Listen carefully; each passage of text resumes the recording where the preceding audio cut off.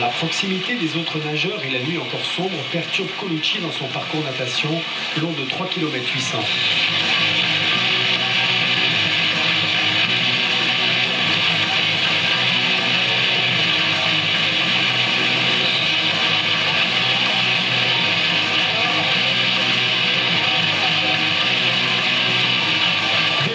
Et après une fausse route de quelques dizaines de mètres, Cyril Neveu produit une accélération fulgurante.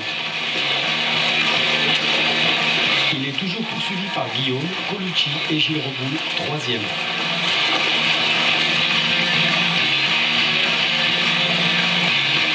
Le jour se lève à peine et le long cortège des nageurs papillonne dans la brume froide du petit matin.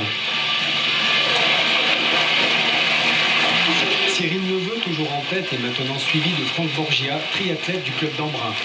Gilles Reboul maintient sa place provisoire de troisième au classement général de la natation. Les triathlètes nagent depuis plus de 3 quarts d'heure, alors que l'Italienne Maria Fontanesi y sort de l'eau. En même temps que Cyril Neveu, qui a augmenté son avance, il court vers le parc à vélo après 47 minutes et 25 secondes. Le grand Brésilien Colucci reprend pied sur la terre ferme, en deuxième position, suivi de Reboul et Borgia, 1 minute derrière Neveu.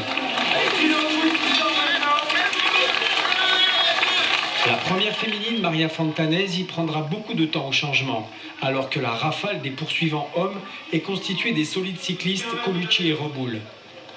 Après 1 heure de natation, la Française Estelle Leroy quitte l'eau très concentrée. Elle compte plus de 5 minutes de retard sur la première féminine.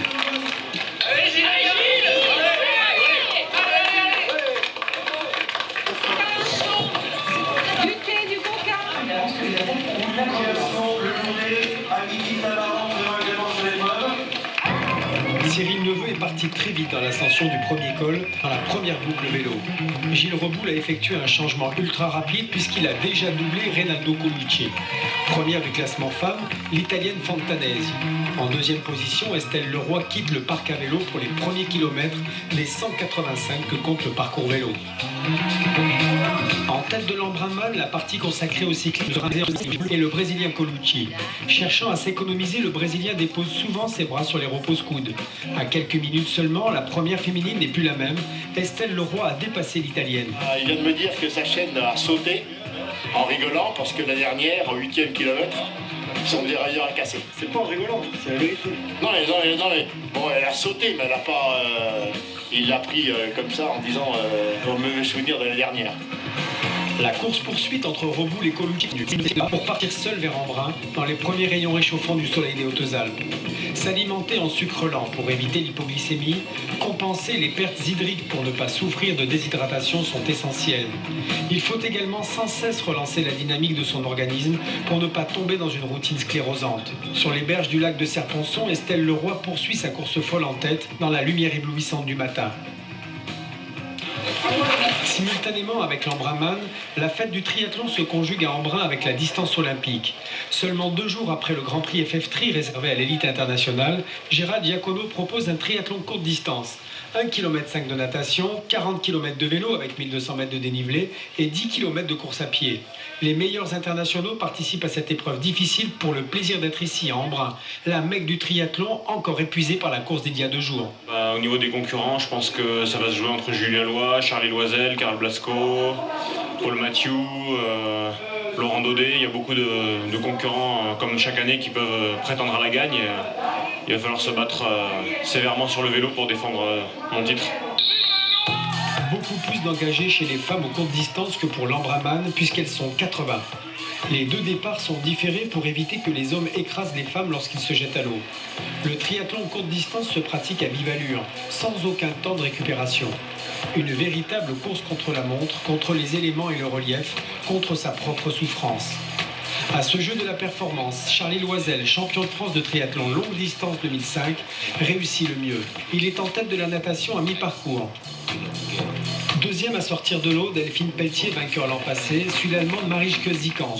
L'Australien Paul Mathieu quitte le parc vélo, suivi du Français Karl Blasco, deuxième ici en 2004.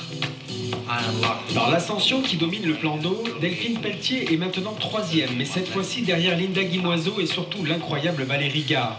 Chez les hommes, Julien Loy prend les commandes de la course devant Paul Mathieu et Karl Blasco. Le Suisse, Olivier Marceau, a craqué et à partir du 27e kilomètre, l'avance de Julien Loy fond comme neige au soleil. En deuxième position dans cette course endiablée, Nicolas Lebrun, le duathlète dinois, est l'auteur d'une superbe remontée, toujours suivi de Charlie Loisel, Paul Mathieu et Karl Blasco. En revenant dans le parc pour poser son vélo, Julien Loy est encore provisoirement premier, rattrapé par Nicolas Lebrun qui réalise le meilleur temps scratch vélo, remontant ainsi 16 places depuis sa sortie de l'eau. Valérie Gard s'élance la première à la course à pied, le couteau entre les dents.